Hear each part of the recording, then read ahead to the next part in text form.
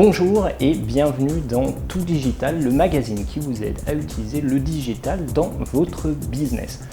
Aujourd'hui, on va voir un user case qui est relatif au domaine médical, mais vous pourriez très bien appliquer ce qu'on va voir aujourd'hui dans n'importe quel type d'industrie. Vous le savez sans doute, le secteur médical, c'est assez difficile en termes de communication. Effectivement, les industriels de la pharmacie ont parfois une législation qui est très rigide et ne peuvent pas communiquer directement avec le end user, le consommateur directement.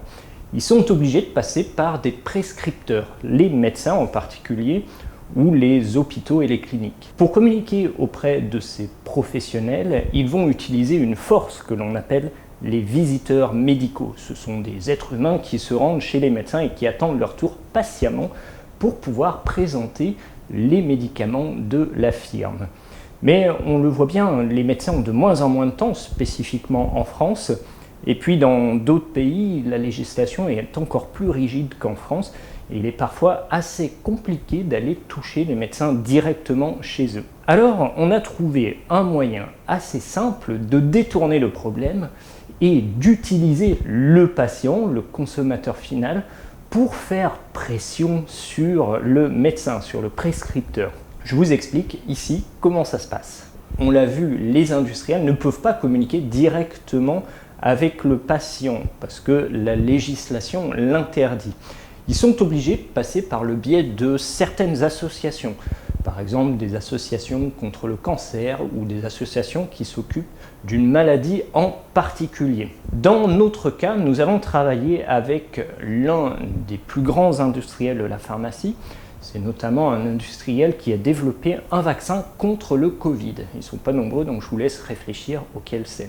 Nous avons réalisé pour ce client un simple formulaire, c'est-à-dire quelques questions que l'on va poser à un utilisateur final, un patient en l'occurrence, et ce patient n'a même pas besoin d'enregistrer son adresse mail, il n'a même pas besoin de rentrer son nom, on va simplement l'informer sur les symptômes qui sont présents pour une maladie ou pour une autre.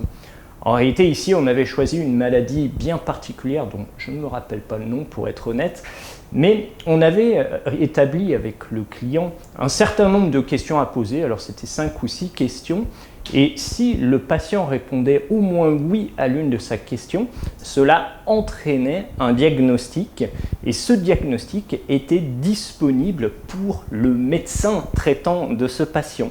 Ainsi, si vous le comprenez, le patient utilise notre formulaire pour savoir s'il a un ou plusieurs symptômes de la maladie. Et lorsqu'il présente un ou plusieurs de ces symptômes, il peut se rendre chez son médecin et dire « Voyez, vous pouvez obtenir mon diagnostic en le téléchargeant à cette adresse ». Le médecin, effectivement, il doit s'enregistrer. Une fois qu'il est enregistré, il n'a plus besoin de le refaire et il peut utiliser comme ça tous les diagnostics que les patients lui apportent vis-à-vis de la maladie qui était étudiée. Sur le plan technique, c'est vraiment très simple, un formulaire HTML, vous connaissez tout ça, vous en remplissez tous les jours. Moi aussi, j'en remplis tous les jours pour m'inscrire sur des sites. Lorsqu'on a terminé le questionnaire, ce questionnaire et ses résultats sont enregistrés dans une base de données sécurisée, bien entendu. Mais de toute façon, c'est anonymisé. Il y a seulement un identifiant qui permet au patient de pouvoir montrer son diagnostic au médecin. Mais si un pirate venait sur cette base de données, il ne pourrait pas savoir à qui appartient ce diagnostic. On a fait un système de QR code qui permet au patient ou à n'importe qui de pouvoir retrouver ce diagnostic. On a mis un accès spécialisé pour les médecins pour qu'ils puissent s'enregistrer et pour que légalement notre client, qui est l'industriel, puisse communiquer directement avec le médecin. Alors vous le voyez, c'est vraiment une technologie très simple. On a vraiment fait le plus basique qui soit en termes d'informatique. Vous voyez qu'on peut faire quand même un beau business avec ça. Et vous pouvez imaginer dans votre concept de pouvoir toucher des prescripteurs à l'aide de votre end user, l'utilisateur final. Il y a quand même derrière tout ça un challenge technique et pas des moindres.